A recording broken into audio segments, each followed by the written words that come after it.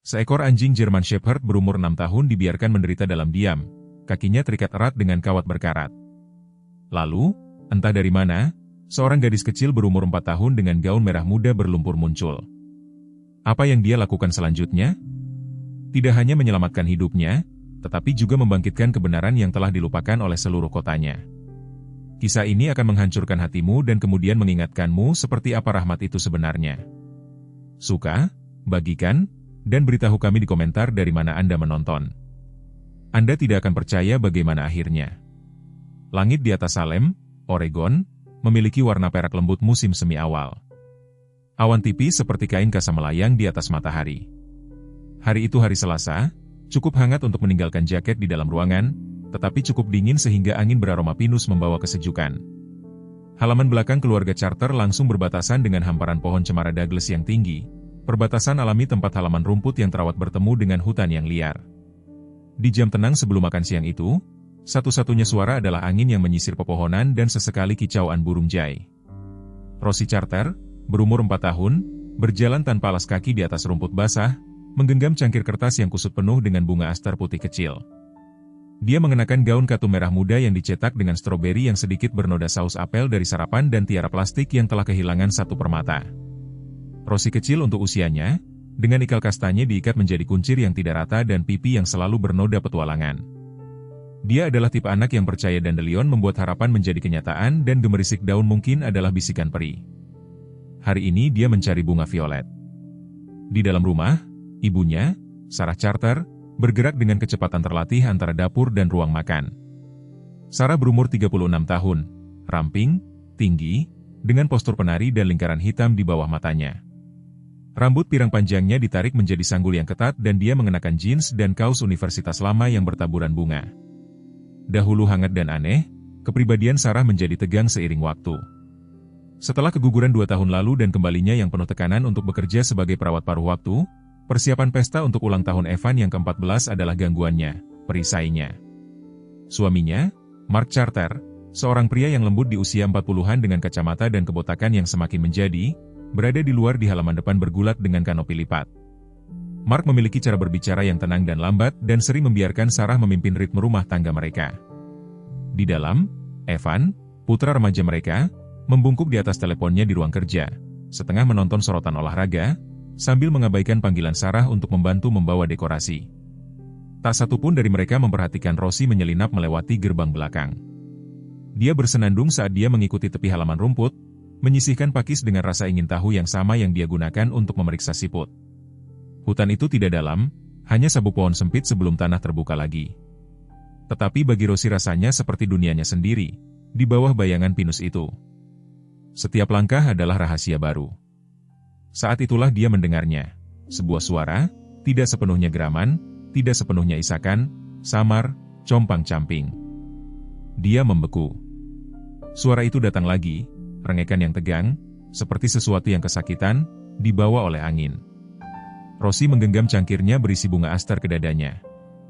Dia memiringkan kepalanya, mendengarkan dengan keseriusan tenang yang hanya dimiliki anak-anak.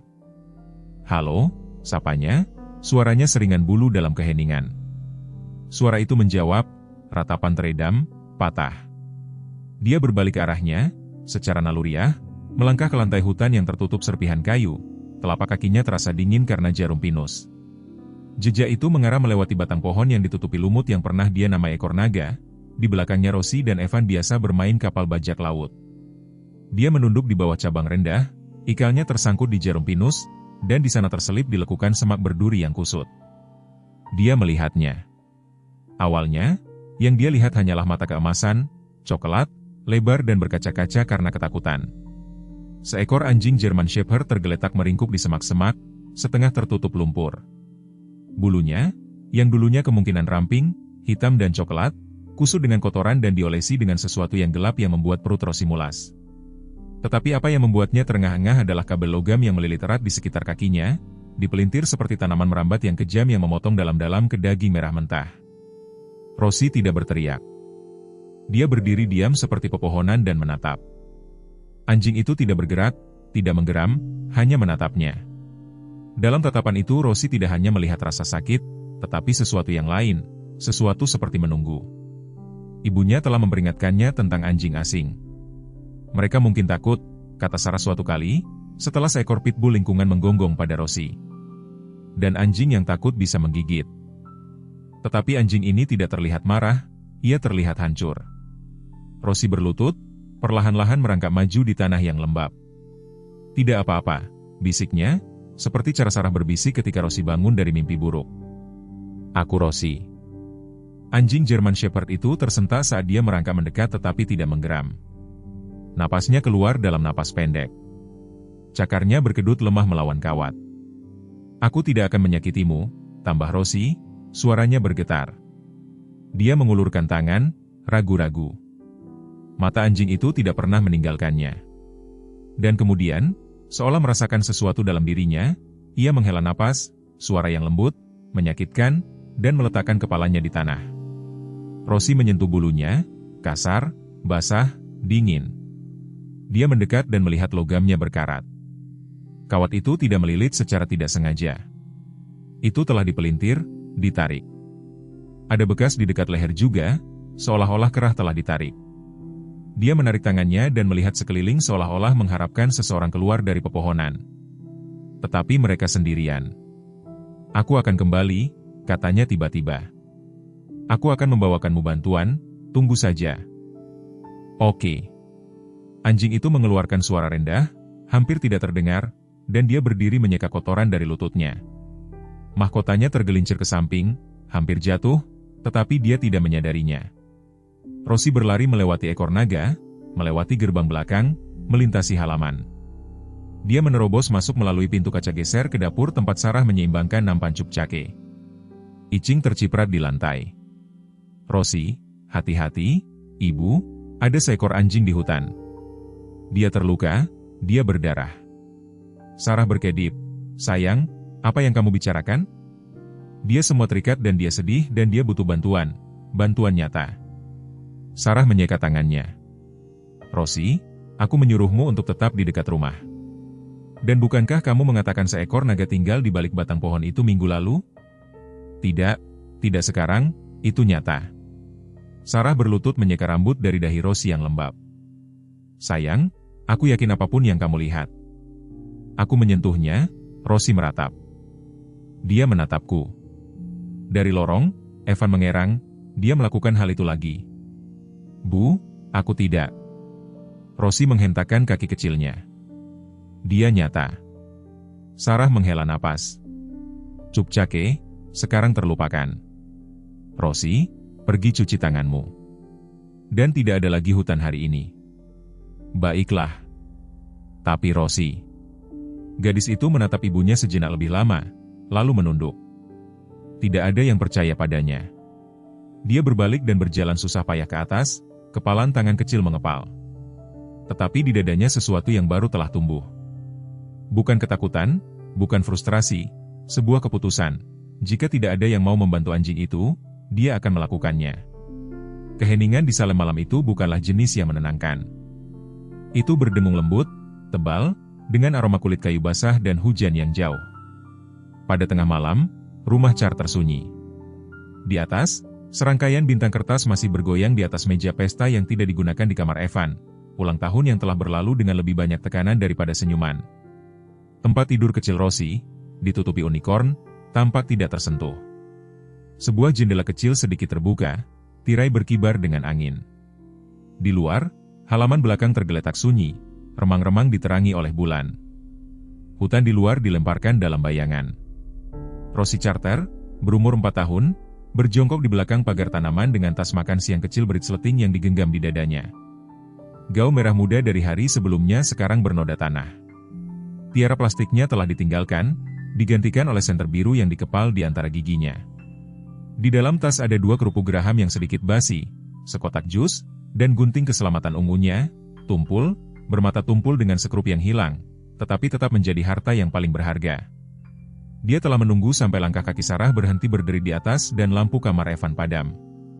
Dia telah mendengarkan detak jam dapur dan menghitung sampai 200 sebelum menyelinap keluar jendela, seperti yang pernah ditunjukkan Evan padanya ketika menyelinap makanan ringan selama badai. Sekarang, setiap langkah tanpa alas kaki melintasi halaman rumput yang dingin terasa seperti guntur bagi tubuh kecilnya. tetapi dia terus bergerak menuju hutan. Udara di antara pepohonan lebih dingin, jarum menempel di rambutnya. Sinar senternya memantul ke depan dalam lingkaran yang goyah. Rosie tidak bersenandung kali ini. Dia tidak berbisik kepada pakis atau serangga. Dia hanya berjalan seperti yang hanya bisa dilakukan oleh seseorang yang sangat berani atau sangat takut. Dia menemukannya di tempat yang sama. Anjing German Shepherd itu masih meringkuk di semak-semak, bulunya kusut dengan darah kering dan puing-puing hutan. Tubuhnya tegang, napasnya dangkal, tetapi matanya terangkat saat dia muncul. Mereka bersinar di bawah sinar bulan, tidak mengancam, tidak liar, hanya lelah. "Hai lagi," bisiknya, berlutut di sampingnya. Sinar senternya jatuh pada kawat, melilit kaki depannya, kencang dan jelek. "Aku membawakanmu makanan ringan," tambahnya, mengeluarkan kerupuk dari tas. Anjing itu tidak bergerak. Rosie mematahkan kerupuk menjadi dua, meletakkannya di depannya dan menyesap dari kotak jus sebelum menawarkannya kepadanya, seperti yang dia lihat ibunya menawarkan teh kepada para tamu. "Ini anggur," katanya. Anjing gembala itu ragu-ragu, lalu, dengan susah payah, menyodorkan hidungnya ke arah sedotan. Dia menjilat sekali, dua kali, canggung dan lambat, tetapi minum. Wajah Rosie berseri-seri, "Kau anjing yang baik." Anjing itu mengeluarkan suara rendah, tidak sepenuhnya rengekan, hampir seperti desahan. Rosie dengan hati-hati meraih ke dalam tasnya, mengambil gunting dan meletakkan senter di antara lututnya, mengarahkannya ke kaki anjing itu. "Aku harus memotong kabel jahat sekarang. Mungkin sakit." Jari-jari kecilnya gemetar saat dia mencondongkan tubuh. Guntingan pertama tidak melakukan apa-apa. Bilahnya terlalu tumpul. Dia mencoba lagi, menaruh semua berat badannya ke dalam tekanan. Suara bergesekan, sentakan dari anjing dan akhirnya klik. Salah satu kabel luar menyerah. "Maaf," bisiknya saat anjing gembala itu mengeluarkan lolongan teredam. Dia tidak menarik diri. Sebaliknya dia menjilat pergelangan tangannya, lidahnya kering dan hangat. Dia terus berjalan, sepotong demi sepotong, kawat demi kawat. Rosie memotong dan menarik. Lututnya sakit. Semak berduri menggores tulang keringnya. Tangannya memerah karena usaha, gunting mencubit jari-jarinya. Begitu logam itu tergelincir dan mengenai kulitnya, dia mendesis dan menggigit bibirnya, tetapi tidak menangis, tidak keras-keras. Di seberang garis pagar sekitar 3 rumah ke bawah, lampu beranda menyala. Rosie membeku. Anjing itu juga diam. Untuk sesaat semua sunyi. Lalu sebuah pintu berderi terbuka. Seekor anjing menggonggong, anjing orang lain. Rosie menunduk rendah, jantungnya berdebar kencang. Sinar senter menari liar di antara pepohonan, tetapi tidak ada yang datang. Akhirnya lampu beranda berkedip padam.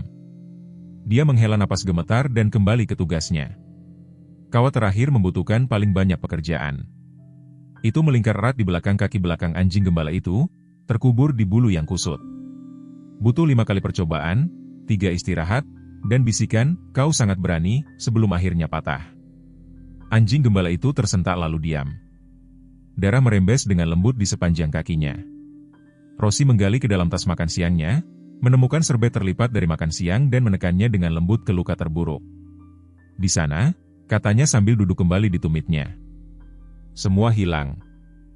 Anjing gembala itu melihat kakinya, lalu padanya. Perlahan dia mengalihkan berat badan ke kaki depannya. Anggota tubuhnya terhuyung-huyung. Dia mencoba berdiri, berhasil 1 langkah, lalu ambruk lagi, kali ini ke sisinya, kaki bebas, dada naik. Rosie menatapnya dengan mata lebar. "Kau butuh nama," bisiknya. Anjing itu menatap, "Kurasa Max." Telinganya sedikit terangkat. "Max," dia mengulangi lebih percaya diri. "Aku menyelamatkanmu, jadi sekarang kita berteman." Max menjilat tangannya. Rosie terkikik, meskipun demikian, ibu mengatakan teman saling menjaga. Dia melihat tangannya lengket karena kotoran dan jus dan sesuatu yang lebih merah. Gaunnya robek di ujungnya. Gunting tergantung lemas dari jari-jarinya. Di suatu tempat di dekatnya seekor rakun berkicau. Rosie berdiri dengan cepat, senter gemetar di genggamannya. "Kau tidak bisa tinggal di sini," katanya. "Dingin?" Max menatapnya, berkedip perlahan. Dia tidak bergerak. Aku akan kembali, katanya. Tapi jangan pergi. Oke, kau harus tinggal. Dia melangkah mundur. Janji. Anjing German Shepherd itu tidak menggonggong, tidak menangis, tetapi matanya tetap tertuju padanya sampai pepohonan menelan siluetnya. Pada saat Rosie merayap kembali ke kamarnya, lututnya tergores, jari-jarinya memar, dan senternya hampir mati. Dia menyembunyikan gunting di bawah bantalnya dan menjatuhkan kotak jus kosong ke dalam kotak mainan. Gaunnya dia dorong di bawah tempat tidur. Kemudian dia merangkak ke dalam selimut, jantungnya masih berpacu. Dia tidak tidur. Dia hanya mendengarkan angin, suara retakan rumah, janji dirinya sendiri bergema di benaknya. Kau harus tinggal. Pagi tiba di Salem dengan keheningan yang berat. Matahari pucat menyaring melalui awan tipis, menyapu atap dan kebun yang basah kuyup oleh embun. Di rumah Charter, kehangatan datang dari aroma paneku kayu manis dan dengungan aktivitas dapur. Tetapi di atas, di kamar tidur terkecil di ujung lorong, udara masih dipenuhi dengan rahasia yang rapuh. Rosie Charter berbaring meringkuk di tempat tidur, rambut coklat keritingnya terhampar di atas bantal yang berpola bintang. Pipinya, memerah karena tidur dan air mata yang mengering, bertumpu dengan berat di tangan kecilnya. Di bawah kasurnya, tersembunyi di balik lembaran yang menggantung dan mainan mewah, terbaring Max, anjing German Shepherd yang telah dia selamatkan di tengah malam. Max, berumur 6 tahun dan lelah berperang, tidur meringkuk di atas handuk lipat yang telah dicuri Rosie dari lemari linen.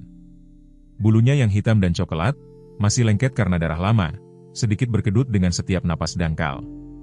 Telinganya bergerak sesekali mendengar suara langkah kaki yang jauh, tetapi jika tidak dia tetap diam, secara naluriah. Tetap saja, dia telah lama belajar bahwa tetap tidak terlihat terkadang adalah satu-satunya jalan menuju keselamatan. Mata Rosie terbuka mendengar suara dentingan piring di bawah. Dia mengangkat tepi selimutnya dan mengintip di atas tepi tempat tidur. Ruang di bawahnya gelap, tetapi bentuk yang familiar bergerak dengan lembut. Max, bisiknya, dan suaranya seperti benang. Ada embusan lembut sebagai balasan. Rosie tersenyum dan meluncur turun dari tempat tidur sehati-hati mungkin. Dia meraih sekotak jus dan sebatang granola dari lemari rumah bonekanya, simpanan rahasianya untuk hari-hari ketika makanan ringan tidak diizinkan sebelum makan siang. Merangkak dengan tenang, dia mengangkat sudut handuk dan mengintip ke bawah. Max mengangkat kepalanya. Matanya berkaca-kaca tetapi waspada.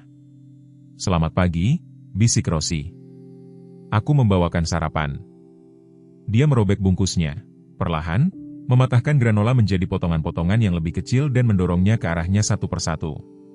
Max mengendus masing-masing, menjilat dan mengunyah perlahan, rahangnya kaku tetapi berfungsi.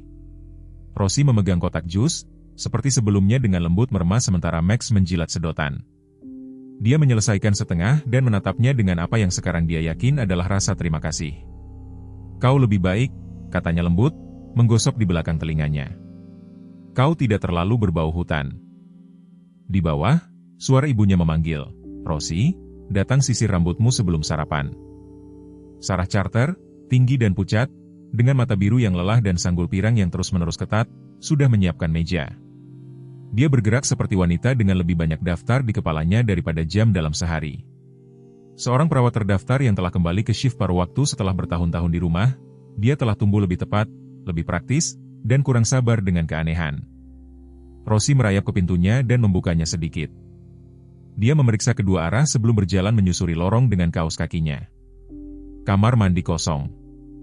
Dia menyikat giginya dengan cepat dan mengembangkan ikalnya dengan air. Pantulannya menatap balik padanya. Siku kotor, noda di pipinya, dan mata yang menyimpan lebih dari yang seharusnya dibawa oleh anak berumur 4 tahun.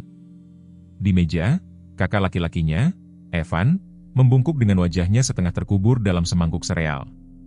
Dia berumur 14 tahun, tinggi untuk usianya, dengan rambut coklat yang sulit diatur dan hoodie yang belum dicuci selama berhari-hari. Evan memiliki pikiran yang tajam, tetapi permulaan yang lambat di pagi hari. Dia tidak melihat ke atas saat Rosie duduk. Sarah meletakkan piring di depan Rosie dan duduk di seberangnya. Apakah kau tidur nyenyak tadi malam? Rosie mengangguk. Aku bermimpi, yang indah. Rosie ragu-ragu. Dia ada di sana. Anjing itu. Evan mendengus, yang imajiner. Rosie tetap diam. Sarah tertawa lembut.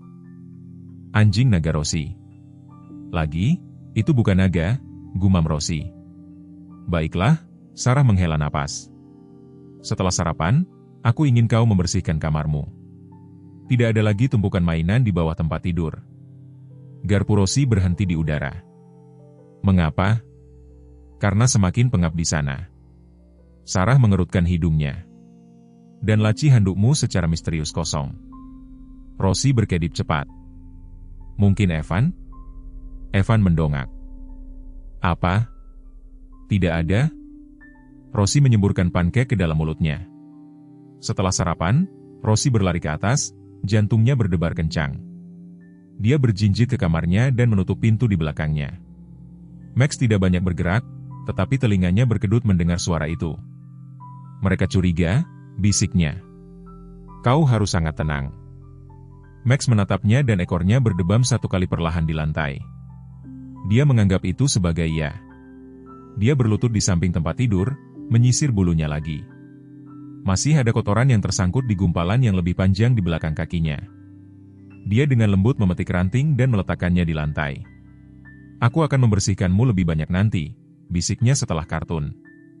Di luar, angin menyapu jendela. Max memejamkan mata dan Rosie, mengetahui rahasianya, masih aman, meringkuk di karpetnya dengan buku mewarnainya, melirik setiap beberapa menit ke anjing yang tersembunyi tepat di bawah kakinya. Saat itu sore hari Minggu di Salem, Oregon. Udara berbau samar bunga sakura dan jarum pinus lembab. Setelah gerimis singkat, sinar matahari menerobos awan dan garis-garis emas sempit, dan rumah charter luar biasa tenang. Rosie duduk bersila di lantai kamarnya, lidahnya menjulur karena konsentrasi saat dia menyeret krayon biru melintasi buku sketsanya. Di bawah tempat tidur Max berbaring diam, tubuhnya terselip rapat di bawah bayangan, telinga tegak mendengar setiap suara di atas dan di luar. Luka Max telah berkeropeng tetapi masih berdenyut dengan ketidaknyamanan. Warna hitam bulunya yang dulunya cerah telah kusam karena kotoran dan bekas luka, yang lama tersembunyi di balik bulunya sekarang menonjol dalam bercak samar. Tetapi matanya, kuning dan tajam, tetap waspada. Ada sejarah di dalamnya, jenis yang bukan milik anjing normal. Rosie mencondongkan tubuh di atas gambarnya, menggunakan krayon kuning untuk mewarnai lencana kecil di dada pria yang baru saja dia gambar. Sosok itu mengenakan topi petugas polisi dan tidak memiliki wajah, hanya garis luar. Dia melirik ke arah tempat tidur. Tatapan Max bertemu dengannya. Aku melihatnya di matamu, bisiknya. Kau mengingatnya, bukan? Max tersentak melihat gambar itu, telinganya terlipat ke belakang dan dia mengeluarkan rengekan rendah, bukan karena sakit tetapi pengakuan. Pada saat itu pintu berderi terbuka. Evan berdiri di sana, tinggi dan canggung, dengan piyama biasa, celana panjang dan kaus kaki yang tidak serasi. Rambut coklatnya berdiri dari tidur siang yang malas dan matanya menyipit segera pada keheningan aneh kamar Rosie. Rosie, katanya perlahan, melangkah masuk. Mengapa baunya seperti anjing basah di sini? Rosie membeku. Tidak ada alasan. Evan mengangkat alis dan melirik sekeliling. Matanya menyapu lantai, rak, krayon yang berserakan, dan berhenti di handuk yang menyembul dari bawah tempat tidurnya. Apa itu? Jangan, teriak Rosie. Terlambat, Evan berlutut dan mengangkat spray tempat tidur. Untuk sesaat, dia tidak bergerak. Max, setengah tertidur, berkedip perlahan. Apakah itu anjing? Suara Evan retak antara ketidakpercayaan dan panik. Dia milikku, teriak Rosie. Dia baik, aku janji. Evan mundur ke dinding, lengannya terangkat. Benda itu besar, dia bisa menggigit wajahmu. Tidak, dia tidak akan, dia mendengarkan. Rosie berbalik ke Max. Duduk, Max. Max, perlahan dan kaku, duduk. Lihat, katanya, suaranya memohon. Evan menatap. Berbaring. Max menurut, dengan lembut menurunkan tubuhnya. Berguling. Max ragu-ragu, lalu dengan canggung, mencoba meringis. Rosie dengan cepat menjatuhkan diri di sampingnya. Tidak, jangan, Max, tidak apa-apa, kau tidak harus. Evan jatuh berlutut, matanya masih lebar, tetapi tidak ketakutan, sekarang hanya terpana. Dia mengerti perintah. Dia anak yang baik. Rosie berbisik, menggosok leher Max. Dia sahabatku. Evan duduk diam untuk satu ketukan panjang lalu berkata, dia bukan hanya seekor anjing. Rosie membuka buku sketsanya dan mengarahkannya ke kakaknya. Aku menggambar ini. Dia takut ketika aku menunjukkannya. Evan mencondongkan tubuh ke depan. Itu topi polisi. Itu lencana. Kurasa dia dulu bersama seseorang berseragam, tetapi sekarang dia takut pada mereka. Evan menggaruk bagian belakang lehernya. Itu tidak normal, tunggu sebentar. Dia berdiri, berlari keluar dan kembali dengan tabletnya, jari-jari terbang. Dia mencari sampai layarnya berkedip dengan judul artikel, Petugas K9 hilang setelah penggerbekan narkoba yang gagal. Salem PD diam tentang detail. Dia membalikannya sehingga Rosie bisa melihat. Foto itu menunjukkan seekor anjing German Shepherd duduk di samping seorang pria berseragam. Mata anjing itu, mata kuning itu, tidak salah lagi. Rosie tersentak, itu dia.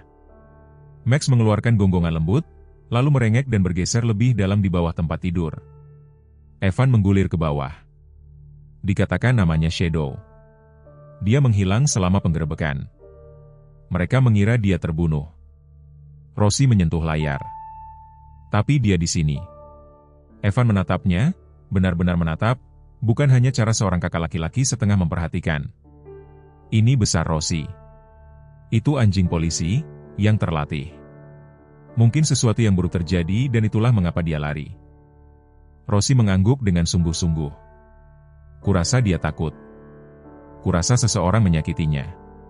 Evan menjawab, duduk kembali dengan napas berat. Jika polisi tahu kau punya dia, mereka mungkin membawanya pergi. Tidak, Rosie berteriak, dia milikku sekarang. Kita belum tahu apa yang terjadi padanya. Evan menjawab, tapi kita bisa mencari tahu. Rosie menatap kembali pada Max. Dia tidak ingin kembali. Aku juga tidak mau. Evan berbisik, menatap artikel itu lagi, tidak setelah apa yang dikatakan ini.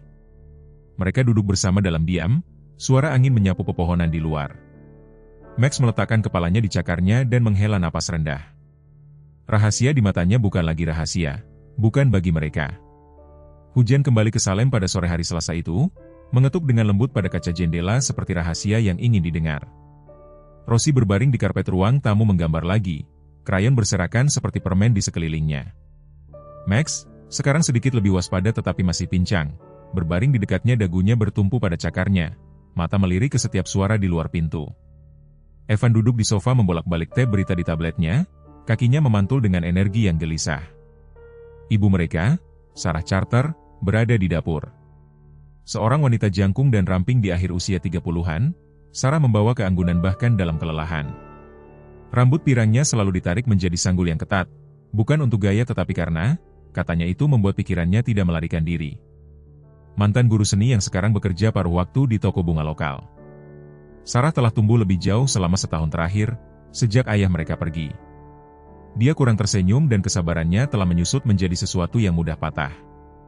Tetapi dia mencintai anak-anaknya dengan keganasan yang tenang, terutama Rosie, yang mengingatkannya pada dirinya sendiri sebelum hidup menuntut begitu banyak. Bel pintu berdering. Sarah, menyekat tangannya pada handuk, memanggil, Evan, bisakah kau membukanya? Evan membuka pintu. Berdiri di luar adalah seorang pria di awal usia 40-an basah kuyup karena hujan. Dia memiliki rambut hitam pendek yang disisir ke kulit kepalanya dan janggut yang dipangkas yang dipenuhi uban. Jaket bergaya militer yang pudar menempel pada tubuhnya yang tinggi dan bekas luka, panjang dan tipis, membentang dari pelipis kirinya ke bagian atas pipinya. Posturnya lurus, hampir terlalu lurus, dan matanya membawa kelelahan yang tidak bisa disembuhkan oleh tidur. Sore, kata pria itu dengan suara rendah dan bahkan, aku mencari seekor anjing. Napas Evan tercekat. Seekor anjing? Pria itu mengangguk, German Shepherd bernama Maximus. Dia menghilang musim gugur lalu setelah OP berjalan buruk. Evan berkedip, berpura-pura bodoh, kami tidak punya anjing. Saat itu Max mengeluarkan gonggongan samar dari lorong, salah satu kejutan, bukan peringatan. Ekspresi pria itu tidak berubah, jadi kau tidak keberatan jika aku masuk. Sebelum Evan bisa menjawab, Rosie muncul di sampingnya. Gaun merah mudanya sekarang bernoda permanen di lutut dan ikalnya kusut karena udara lembab. Dia menatap pria itu tanpa rasa takut, hanya rasa ingin tahu. Siapa namamu? Tanyanya. Pria itu melirik ke bawah, terkejut dengan keberaniannya. Wyatt Blake.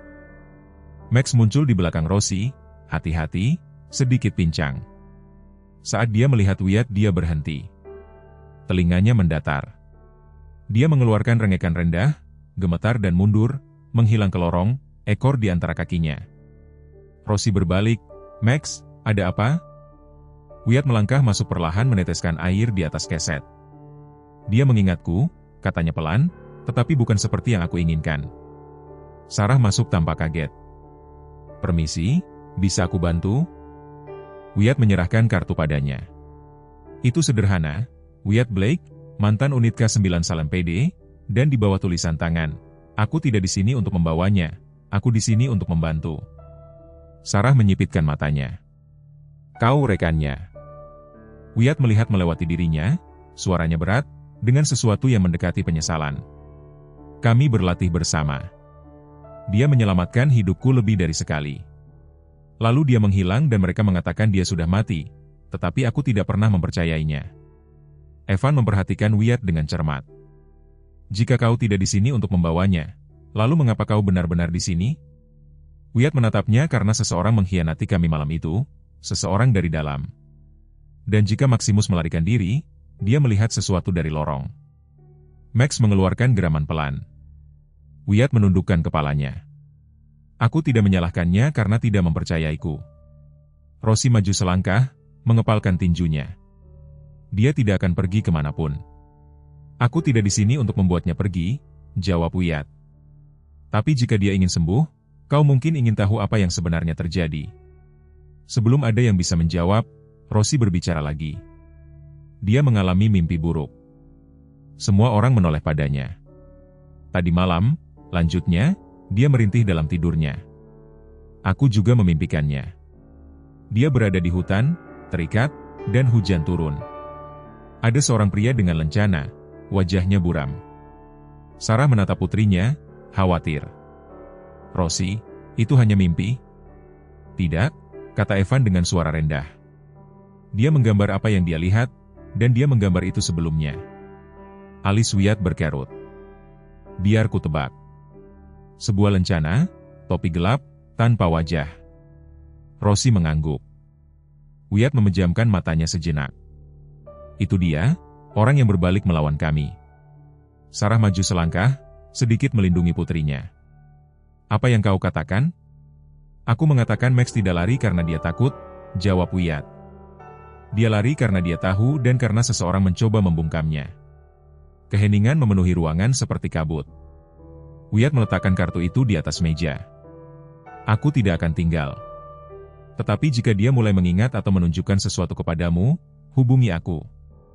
Dia lebih mempercayainya daripada siapapun sekarang. Mungkin itu cara dia akan berbicara. Dia berbalik dan berjalan ke pintu. Di ambang pintu dia berhenti. Katakan padanya aku masih membawa sinyal lama. Dia akan mengerti. Kemudian dia pergi, hujan menelannya. Kembali di kamarnya, Rosie berlutut di samping tempat tidur.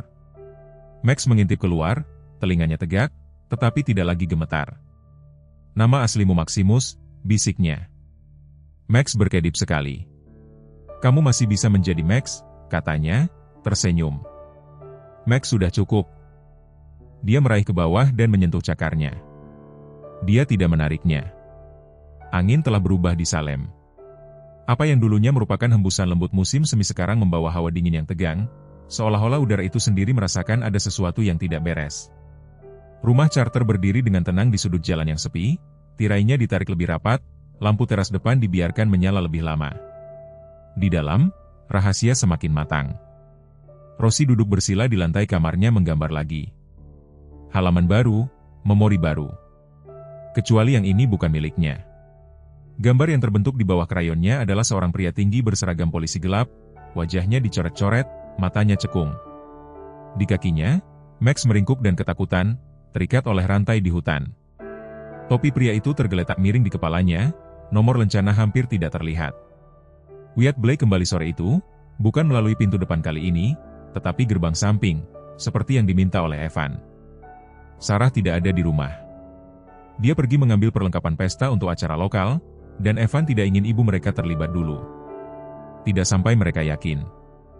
Wyatt mengambil gambar itu. Rosie menyerahkannya tanpa sepatah kata pun. Dia tampak lebih tua dari kunjungan terakhir, seolah-olah beban sesuatu yang berat telah dikembalikan kepadanya. Dia duduk di tepi tempat tidur Rosie, kertas itu sedikit bergetar di tangannya. "Di mana kau melihat ini?" tanyanya. "Dalam mimpiku," jawab Rosie sederhana, bermain-main dengan ujung gaun merah mudanya. Dan Max menunjukkannya kepadaku dengan matanya. "Ketika aku mengangkat gambar ini kemarin," dia menggonggong. Wyatt menatap nomor lencana yang bengkok, 5127. Suaranya sedikit pecah. Evan mencondongkan tubuh ke depan. "Kau mengenalinya?" Wyatt mengangguk perlahan. "Itu petugas Thomas Cullen. Kami bertugas di unit yang sama selama setahun sebelum dia dipindahkan ke gugus tugas DEA. Beberapa bulan kemudian, salah satu penggerebekan kami gagal. 2 petugas tertembak. Salah satunya meninggal. Maximus lari malam itu setelah melihat Ken berbisik ke telepon di belakang mobil patroli. Dia meletakkan gambar itu dengan lembut di tempat tidur. Mereka tidak pernah membuktikannya. Kalian memiliki koneksi dan semuanya disapu di bawah karpet. Tapi Max, dia tahu." Seolah mendengar namanya, Max muncul dari bawah tempat tidur. Gembala Jerman itu tertatih-tatih ke arah Rosie dan menyenggol bahunya dengan lembut. Dia tersenyum dan memeluk lehernya. Suara Wyatt menjadi serius. "Jika Ken ada di dekat sini, itu bukan kebetulan. Dia mencari Max, dia tahu anjing itu selamat." Sore itu, saat matahari mulai terbenam di balik pohon pinus, Evan berinisiatif untuk berjalan-jalan di lingkungan sekitar. Dia terus memasang tudung dan memegang telepon di tangan berpura-pura mengirim pesan. Saat dia berjalan di South River Road dekat Taman Tua, dia melihat sebuah sedan hitam diparkir menghadap rumah charter. Seorang pria tinggi bersandar di sana, mengenakan jaket tahan angin gelap polos. Dia berkulit putih, berusia akhir 40-an, bertubuh seperti seseorang yang biasa memerintah. Postur seorang polisi, tanpa seragam. Evan bersembunyi di balik pohon saat pria itu mengangkat teleponnya, bukan untuk menelepon tetapi untuk mengambil gambar. Jepret, 1 rumah, jepret, 1 halaman samping. Kemudian, perlahan, dia berbalik dan berjalan di trotoar, mengetuk pintu depan Wilkins 2 rumah di bawah. Nyonya Wilkins, seorang wanita kulit putih pendek dengan rambut abu-abu keriting dan topi matahari, menjawab dengan senyum hati-hati. Pria itu mendekat, menunjukkan padanya gambar Max di teleponnya dan mulai berbicara. Evan tidak bisa mendengar, tetapi dia melihat wanita itu menggelengkan kepalanya dan menutup pintu. Segera setelah itu pria itu berjalan kembali ke mobilnya dan pergi tanpa memperhatikan remaja yang mengawasi. Evan kembali ke rumah dengan pucat. "Dia ada di luar sana," bisiknya saat Wyatt mendengarkan, "mengambil gambar rumah kita, bertanya tentang Max." "Aku yakin itu Ken." Rahang Wyatt menegang. "Kalau begitu dia bergerak cepat, yang berarti kita harus lebih cepat." Rosie, tidak menyadari bisikan yang lebih gelap di dapur, duduk di karpet bersama Max dan dengan lembut meletakkan topi mainan plastik di kepalanya, versi anak-anak dari topi polisi. Max tersentak. Rosie segera melepasnya dan mencium hidungnya. Tidak apa-apa, dia tidak nyata. Malam di Salem tiba seperti napas tenang sebelum badai. Kabut lembut melingkari pohon-pohon pinus di belakang rumah charter dan lampu teras memancarkan lingkaran kuning ke dalam senja. Di dalam dapur, Wyatt Blake duduk membungkuk di atas meja makan sarah charter, jari-jarinya memutar-mutar perekam audio tua. Rahangnya tegang, matanya tajam. Dia tidak banyak tidur. Evan juga tidak, yang mondar-mandir di dekat jendela, 1 tangan bergerak-gerak di tirai. Setiap kali sebuah mobil lewat, Sarah berdiri di dekatnya, dengan tangan disilangkan. Dia selalu menjadi tipe wanita yang mengatur segalanya. Makan siang sekolah, pesta ulang tahun, dan kekacauan, tetapi hari ini tubuhnya yang tinggi dan mata yang cekung mengkhianati kekhawatiran yang tidak bisa dia hias. Garis-garis di wajahnya lebih dalam, rambut pirangnya masih disematkan dalam sanggul yang rapi, tetapi dengan gumpalan yang lepas seperti saraf yang rusak. "Jelaskan padaku lagi," katanya dengan suara yang melayang antara tenang dan tidak percaya. "Mengapa pria ini datang ke depan pintuku?" Wyatt mendongak. "Karena dia tidak tahu kita sudah siap." Dari lantai atas terdengar langkah kaki lembut Rosie. Dia mengenakan gaun merah muda kusutnya yang biasa, Meskipun sekarang sudah dicuci dan ikalnya diikat menjadi ekor kuda yang bengkok oleh Evan sore itu. Dia memegang tali Max, bukan karena dia harus tetapi karena dia tidak akan membiarkannya keluar dari pandangannya. Gembala Jerman berusia 6 tahun itu tertatih-tatih di sampingnya. Masih kurus, masih dalam pemulihan, tetapi waspada, lebih dari waspada, berjaga-jaga. Mereka semua mendengar ketukan di pintu sekaligus. Itu tidak panik, itu disengaja. Wyatt berdiri, begitu juga Sarah. Evan diam-diam bergerak untuk berdiri di samping Rosie di tangga. Sarah membuka pintu. Seorang pria kulit putih tinggi di akhir usia 40-an, berahang persegi dengan rambut pirang abu-abu pendek, berdiri dengan mengenakan jaket utilitas Salem. Sebuah lencana dijepit di dadanya bertuliskan Divisi Kepatuhan Keamanan. Dia tersenyum erat. "Selamat malam, Bu. Kami telah menerima laporan tentang sistem yang rusak di daerah tersebut. Saya hanya memeriksa unit keamanan lingkungan, terutama di dekat halaman belakang. Tidak ingin kamera siapapun offline selama pembobolan." Sarah berkedip. "Kami belum mengalami masalah apapun. Tetap saja," katanya, mengambil langkah kecil ke depan. "Saya ingin kalian." Suara Wyatt berdering dari belakangnya. Itu bukan pertanyaan. Mata Cole menyipit tetapi dia tersenyum lebih lebar. "Maaf, apakah saya mengenal Anda dari unit Delta 9? Sebelum Anda menghilang di belakang meja. Saya khawatir Anda salah." Geraman Max membelah udara dari belakang Sarah. Anjing itu menerjang ke depan, gigi menyeringai, menempatkan dirinya di antara Rosie dan pria di ambang pintu. Rosie tidak berteriak. Dia hanya mencengkeram kerah Max dan menatap Calen. Kemarahan yang tenang di matanya adalah milik seseorang yang jauh lebih tua dari 4 tahun. "Sepertinya dia mengingatku," kata Calen, melangkah mundur. "Aku harus pergi." Tetapi sebelum dia bisa berbalik, Sheriff Daniel Rhodes muncul dari jalan samping dengan 2 wakil berseragam. Daniel adalah seorang pria kulit hitam tinggi di pertengahan usia 50-an dengan garis-garis dalam terukir di sekitar matanya dan suara yang jarang naik di atas nada tenang dan memerintah. "Saya pikir Anda harus tinggal," katanya dengan tegas. Kalen mengangkat tangannya, masih berusaha mempertahankan ilusi itu. "Saya hanya seorang karyawan kota." Wyatt maju selangkah dan mengeluarkan perekam. "Tidak, Anda adalah orang yang menyuruh seorang informan untuk membiarkan gerbang sisi selatan tidak terkunci. Anda adalah suara yang mengatakan, buat itu terlihat seperti kecelakaan." Dan Max di sini, dia mengangguk ke arah anjing itu, masih menggeram, "Ada di sana malam itu terjadi."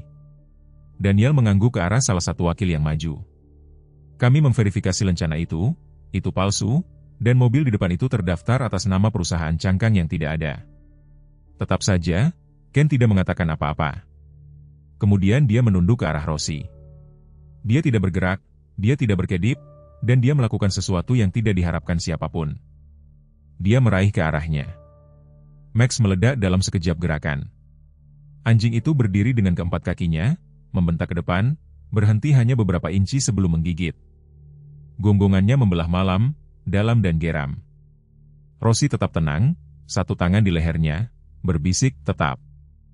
Dan dia melakukannya.